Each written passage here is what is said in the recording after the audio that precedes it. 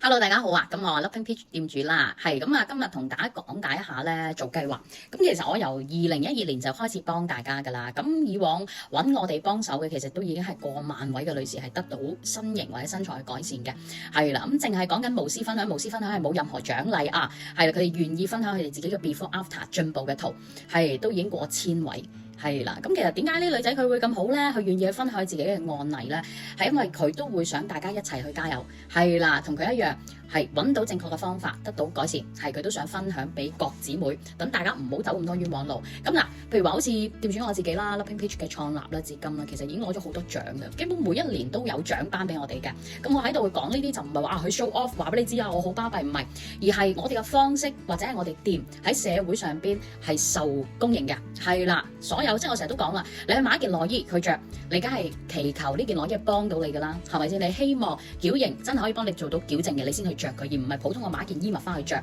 係咪？如果我普通買一件衣物翻去着嘅，淨係遮住應該要遮嘅位置，就唔係諗住着矯形啦。普通可能着件背心都可以做到，係嘛？所以其實大家去揾得我嘅都係想我幫到手，去幫助到你做到改善，係嘛？咁呢一個譬如話好似店主我。由12年去到至今啦，咁個方式係大家係公認係 OK 嘅，咁所以咧都希望係可以幫到你喺電話後邊嘅你，係你聽到店主講係好真誠去諗住幫到大家嘅，因為我自己本身嚟講就信佛嘅，咁我都希望可以幫助到你，我自己積到福，亦都希望大家俾呢個機會店主我去積福，係啦，咁所以咧，譬如話大家會見到啊，點解個價錢咁平㗎啦？咁樣冇任何額外收費，就係收內衣錢喎，咁其實都係即係都係嗰樣嘢，君子愛財，取之有道，都係想幫大家嘅啫。嗱，咁講到計劃，咁我需要去點做啦？咁點解可以做到身形嘅改善？因為你唔會講緊我單單着一件胸圍，然後我個胸就會多咗脂肪，多咗成員，跟住我會着好一件胸圍，由 A 杯變 C 杯變 D 杯變 E 杯，咁係唔 make sense 嘅。反思維去諗翻，你會唔會因為着好咗一件塑身衣，然後你上磅即刻輕10磅，體脂減少3%啦？唔可能噶嘛，呢個係唔 make sense 噶嘛。所以譬如話佢教大家去做計劃嘅方式就係內衣、按摩、膳食結構缺一不可，必須3管齊下先有用。你要身體作出改變，改變本質，你嘅飲食係好重要嘅。咁喺度再重申一次，我除咗內衣之外冇任何額外收費。計劃係由3個月為期嘅，係啦，即係呢一批你配咗呢一批嘅內衣係足夠你着3個月。你呢3個月店主我係會係去跟進你嘅飲食啦、按摩啦、你嘅進度啦嚇。但凡你進度唔理想，我就會幫你去 tune。係啦，就係咁樣嘅大概。咁我除咗內衣之外冇任何額外收費，咁所以大家都可以睇一睇我嘅價目表啦。咁你揀咩內衣就點樣計數，完全唔會話收埋啲好貴嗰啲款啊，即係唔會嗰啲600蚊、700蚊一件。然後咧，你喺 IG 睇到200-300蚊，你上到嚟我哋鋪頭，我俾600-700蚊嗰啲你揀，絕對唔會有呢啲情況。俾得你揀嘅都係我已經 po 咗 IG 或者係喺我哋嗰個官網上邊嘅款式，都係 around 百零去到最貴都可能300零蚊一件嘅啫。咁所以如果最基本嘅你冇任何減肥或者塑形嘅需求，只係做豐胸或者矯正胸型嘅，咁你配翻4件睡眠、4件矯形就 OK 噶啦。係啦，冇錯。咁嗱，我哋先講啦，大家最擔心嘅就係膳食結構呢個問題。咁大家如果譬如話有去接觸過營養師，或者可能自己有呢個體重管理，係啦，都會可能有收到一啲 exactly 指名道姓嘅食物，係啦，一定要係呢一個菜式，晏晝就要呢個菜式，唔係膳食結構係指你人體5大需求：碳水、蛋白質、膳食纖維、脂肪、微量元素，5者結合，每一個人無論你係男女老少都好，其實你人體每一日就要攝取到呢5大要素，你先健康嘅。食物呢個食物加呢個食物有加成嘅時候，佢產生化學反應嘅，係咁。所以嗱，大家睇店主咧，我嘅心路歷程就由咁嘅樣變到咁嘅樣，係嘛？食得好就自然長得好。你唔係講緊淨係成個人嘅身形，你講緊成個人嘅狀態，包括皮膚、頭髮，係嘛？你身形、身材。你連帶去女士，你嘅經期同埋洗手間都會得到改善，係啦，咁樣嘅膳食結構就叫做好嘅循環，係啦，咁呢啲我呢一概都唔收錢嘅，即係幫得到咪幫，係嘛？最緊要大家就係跟到就 OK 啦。咁膳食結構，咁我譬如話啦，你點樣知道我嘅膳食結構係需要點啊？咁到時大家試內衣嘅時候，咁我會睇翻你有咩地方需要縫縫補補啦，邊啲多咗，邊啲少咗啦。咁然後我仲會問你問題，幫你計好你嘅代謝同基礎代謝，然後我就會 set 一份膳食結構俾你。膳食結構係咩咧？好似啱啱講5大要素啦，例如我要你第2餐嘅食1份肉、1份菜、1份碳水嘅，咁你要點做咧？亦都唔需要帶磅出街哦，係啦，好簡單，一啖肉、一啖菜、一啖飯未夠飽，你一直做循環，直至你飽為止，就係咁簡單。咁所以大家就唔需要諗到太複雜，我食嘢嗰度唔得，係啦。咁但係當然啦，如果你跟到10足10，就10成進步啦。哪怕你只跟到5-6成。係啦，你都有5-6成嘅進步，2-3成咧，2-3成都有2-3成嘅好處。係咁，但係如果你話我完全跟唔到啦，咁就跟唔到計劃㗎啦。係你就算買咗每樣唔好講4+4啦，你就係買咗10件睡眠、10件矯形，我唔跟計劃，店主都幫唔到你。咁所以呢一個位置大家一定要搞清楚先。哦，係啦，我唔想買咗落，即係大家同我買咗內衣之後冇料到㗎，我都想大家係有進步嘅。好啦。咁去到第二樣啦，按摩啦。嗱，按摩亦都我哋鋪頭除咗內衣、泳衣、塑身衣啊衣物係有出售零售之外咧，係冇任何咧衣物以外嘅嘢賣緊㗎啊！即係嗰啲咩按摩油、按摩膏嗰啲，大家唔需要同店主我買，我冇呢啲產品，只需要我免費教你針對你嘅狀況邊組嘅按摩好，你自己出去買，亦都唔好買有豐胸功用嘅按摩油。係啦，記住，所有你用緊豐胸嘅產品，其實都係高激素嘅類別，高激素嘅產品冇效，你當保濕又貴嚇，佢就係搭兩個字豐胸收多你200蚊個 product。如果佢有效嘅，你又要擔心啦，滲入你7層皮膚，達至你乳房，乳房佢係好脆弱嘅，佢入邊有啲乜嘢啦？嗱，脂肪啦，跟住包住好多嘅淋巴啦，跟住之後乳腺啦，咁啊成個狀態嚟講好似個葡萄體咁啦，係啦，佢係好脆弱嘅。你要用啲激素嘅話咧，好容易導致乳房咧佢會有閉塞啦，或者係乳腺增生啦，甚至最惡化嘅乳房纖維瘤。揾到我幫手咧，好多女士都同我講，之前去食可能風藥啊，或者可能用開一啲豐嘅 product 啊，導致乳房纖維瘤搞到要做手術嘅。係咁，所以其實如果有用開呢啲產品咧 ，stop 啦，係啦，嗱。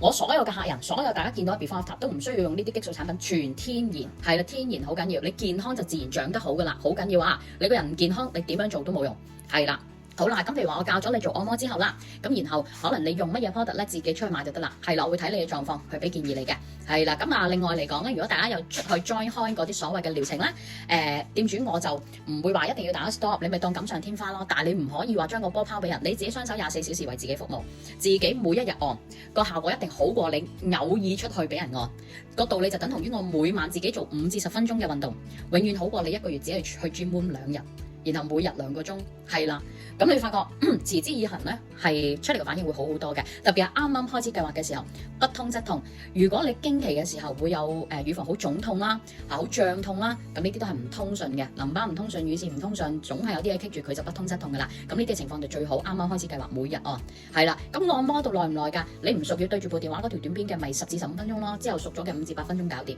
咩時間按啊？冇分，最緊要就係你每一日。嗰個時間按你就慣咗嗰個時間按，你唔好今日早上、聽日晏晝、後日晚上，你好快 skip 咗件事噶啦，係啦。咁好啦，去到內衣啦，內衣4+4嘅原因咧，首先其實內衣咧你要每日佩戴、每日清洗，大家要搞清楚一樣嘢，每日佩戴、每日清洗，就好似你着緊嗰對絲襪，我先唔好講腳臭唔臭先，我對絲襪我着咗落去，我第一日佢好緊緻，彈性好好嘛，係啦，佢唔會跌嘅。但係你第二日着翻同一對絲襪上去，你會發覺佢成日線嘅，個浪成日跌嘅。第3日基本一着落去個浪已經喺大髀中間，拉極都拉唔到上，因為點解佢撐鬆咗？佢係彈性纖維，彈性纖維嚟講咧，你係要俾佢翻落水嗰度恢復翻個彈性嘅，佢先 hold 得住。如果唔係咧，你一日一日咁着，你又冇俾佢翻落個水嗰度恢復，除咗歪咗之外咧，係啦，佢嘅纖維咧會一根一根好微細嗰度斷開咗，一斷開咗件內衣就歪，你再洗都冇用。係啦，咁所以 keep 住個內衣嘅功能係在線上嘅，你要佢幫你 hold 好啲脂肪喺個杯入邊，唔好數走咗去其他唔應該去嘅位置。係啦，佢一定要個彈性係好嘅，唔可以着歪咗佢嘅。係啦。好啦，另外其實內衣係需要72小時先完全乾透嘅。你星期一着嘅內衣，你星期一晚洗，你星期5朝頭早你先好攞嚟着。係啦，嗱呢個唔係店主我講㗎，研究係啦，都係研究，大家可以上網去揾翻呢一啲嘅數值。係啦，咁嗱好啦，如果我着住件唔乾嘅內衣會點啊？乳頭有19對乳管，120個毛孔，佢哋都係需要呼吸嘅。係啦，咁譬如話我就算我着住嘅內衣，我冇出汗，你人體都會有油脂分泌、角質排出，再加埋你空氣中嘅細菌同水分。件內衣會回潮，所以如果大家發現有陣時有啲內衣我冇洗，掉喺個洗籃嗰度未洗嘅，分分鐘發毛嘅，係佢自己喺嗰度發毛，因為菌啊嘛，有菌啊嘛。咁嗱，好啦，啱啱講到啦，乳房19對乳管，120個毛孔，佢需要呼吸。你攞一件噏濕濕嘅內衣去噏住佢，佢呼吸唔暢順就導致乳房萎縮。咁所以大家就可以睇睇自己嘅婦乳位置有冇啡啡黃黃黑黑乳乳，乳房嘅位置有冇比其他嘅地方更加暗啞。係啦，有嘅話，內衣千祈唔好慳，因為影響引申到你嘅健康嘅。係啦，得不償失。女孩子嘅德配感啊，呢個係你值得去享有，你應享有嘅。係啦，呢個係最基本嘅。好啦，咁講到啦，點解要4睡4覺啦？咁除咗我哋使用嘅方式之外啦，其實每件內衣可以為你服務到250個鐘。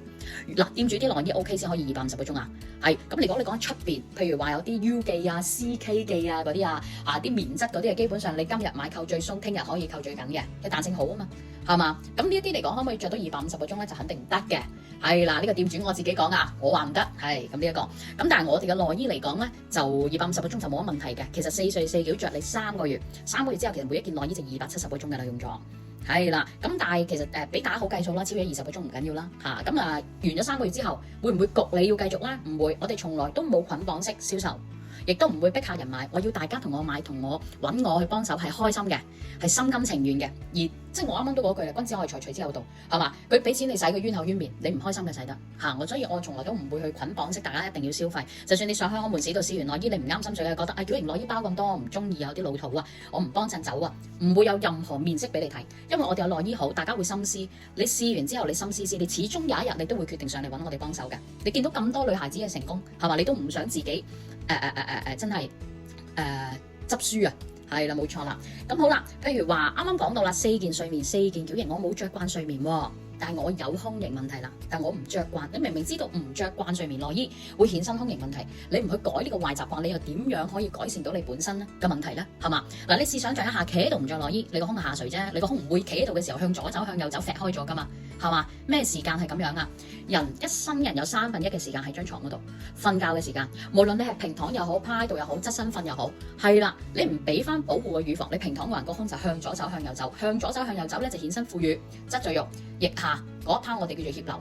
跟住之後脅流嘅肉再走至手臂內側蝴蝶袖，再走埋去後背，係啦，後背形成後背副乳，後背副乳再走去後背形成車胎背，背脊一節一節，就係唔着好你嘅睡眠內衣衍生嘅，係啦，因為呢啲向環發展都係你瞓喺度嘅，而唔係你企喺度，企喺度你唔着內衣，頂多係下垂鬆啊，或者胸型定位低，成個胸冇型嘅啫，係啦，咁所以以上我啱啱講嘅咩外擴八字胸啊，茄哩瓜全部都係瞓喺度唔着內衣嘅，係咁，所以其實有攻有守，預防勝於治療，係啦。咁所以睡眠內衣係必須要着嘅哦。明明知道自己冇着睡眠內衣衰噶啦，都唔願意改嘅，都做唔到計劃。係啦，咁嗱，睡眠內衣就唔係話單單我着一件好似人哋化肉嗰啲背心啊，或者可能我花園街買嗰啲咁嘅所謂背心啊、棉質背心 OK 喎，一定要着有糾正性嘅。咁睡眠內衣同矯形內衣嘅分別喺邊啊？矯形內衣副乳、側身、下胸、背脊都有糾正嘅壓力喺度，但係睡眠內衣係呢啲嘅位置都唔可以有，但係同時間要幫手做翻靚仔個胸型。夜晚心肝脾肺腎血管淋巴乳腺都需要排毒，有細胞死有細胞增生。如果你諗住我瞓覺嘅時候着埋件矯形先，咁個效果會唔會好啲？得不償失，仲搞到弄巧反拙，因為佢要排毒噶嘛，你唔俾佢排毒，佢積聚咗毒素喺度，佢點健康咧？係嘛？第二日成個胸好似疏咗氣嘅氣球咁，因為佢成晚冇做血液循環，個胸腍白白扁晒，越着越衰，越着越黑，越着越垂，係啦，所以呢一個嚟講，一個排毒係好緊要啊，唔好阻住身體排毒，係啦，即係你譬如話你瞓覺，你唔可能孭住個書包瞓噶嘛，係嘛？書包瞓你第二日咪好似俾人打咗一身咁啊，個道理都係一樣，係啦，冇錯。另外夜晚瞓覺其實咧，我哋着之外咧，防止咗問題咧，亦都係我哋人體咧生長激素最旺盛嘅時候。打譬如我哋做運動，唔係做運動消耗卡路里最勁，唔係做完運動嗰一刻消耗卡路里最勁嘅，做完運動當晚瞓覺，因為你生長激素係最旺盛嘅時候。係啦，你要長乳房嘅成員出嚟，無論你乳房嘅 collagen 又好，你乳房嘅脂肪都好啦，或者乳房你本身嘅彈性都好啦，都係瞓覺嘅時候長出嚟。咁你都想佢長得啱嘅位置啊嘛，背環背，側身環側身，背脊環背脊，係嘛？佢長咗喺啲其他 whatsoever，譬如話長咗去副乳啊，長咗去側身啊，長咗背就唔長你個胸，咁啊得不償失啦，加重咗你本身嘅問題。咁所以你講睡眠內衣好緊要哦。係啦，4睡4矯要每日佩戴，每日清洗。啱啱講到個時間啦，星期一着嘅，星期一洗嘅，星期五先好攞嚟着。係啦，如果譬如話我唔係每一日開機喎，嗱，注意內衣係可以機洗㗎啊。係啦，咁到時會送翻個洗衣籃俾你，記得塞咗落個籃度先掉落洗衣機，係啦，就唔好成件露氣氣掉落洗衣機，佢同其他衫糾纏埋一齊咧，啲勾咧會爛嘅，或者你可能佢勾到嗰件衫會爛嘅，係啦，可以掉洗衣機，唔可以用乾衣機，乾衣高度嘅度數會破壞咗彈性衣物佢嘅本質，所以譬如話大家有用開乾衣機嘅棉質衫一掉落去洗完出嚟硬垮垮嘅，彈性都唔好嘅，原理都係一樣，係啦，可以天然烘乾，係啦，譬如話暖風機嘅唔超過38度都 OK，係啦，咁但係大家都記得，如果你每一日洗嘅，每一日開暖風機嘅唔怕，可以。係啦，但係都係要基本4睡4矯，因為你每一件內衣要着到250個鐘，係啦，3個月為一個階段啊，係啦，咁好啦，講到第二樣嘢啦，如果你唔可以做到每日開機嘅，咁譬如話我隔日開機嘅，咁你咪買5睡5矯咯，咁我2日開一次機嘅咪6睡6矯咯，咁。但係唔好再多啦，係啦，嗱，跟店面做計劃，大家都會有一個疑問就係，喂，點解咧呢個女仔佢升咗2個杯，同一個女仔我認得佢條頸鏈或者我認得佢心口粒物，着埋同一件內衣同一個顏色噶啦，點解佢個胸大咗件內衣都仲啱着嘅？因為做計劃嘅話，店主會幫你佩戴半杯一圍。咁當然我會有我嘅方法去幫你選擇，就算佩戴咗都啱着嘅內衣，係啦，咁所以咧，其實呢一批內衣咧，點解我啱啱講到就唔建議大家要6件或以上啦，係啦，因為譬如話我幫你佩戴咗半杯一圍啫，你戴2個杯都可以着，咁戴3個杯咧唔係冇噶，4個月戴4個杯嘅案例，我 IG 或者網站都有，係啦，大有人在嘅，有一啲佢唔願意分享，咁啊大家見唔到，咁但係如果你個案例係有分享到嘅，4個月戴4個杯係有嘅，係啦，咁佢真係可能講緊佢買咗6睡6矯，佢。戴咗3個杯啦，3個月啦，佢明明批內衣6睡6矯，佢可以着到5個月嘅，但係第3個月佢已經褪到個背扣最鬆啦，都必杯啦，咁點算啊？都要換㗎啦，咁所以就唔建議打買太多，好老實，因為我想大家去換嘅時候都係開心去換，而唔係好肉赤咁樣換。係咁，如果你聽晒掂咗我講呢3樣嘢，你認為 OK 嘅，你再話我知，喺度先多謝你嘅諮詢。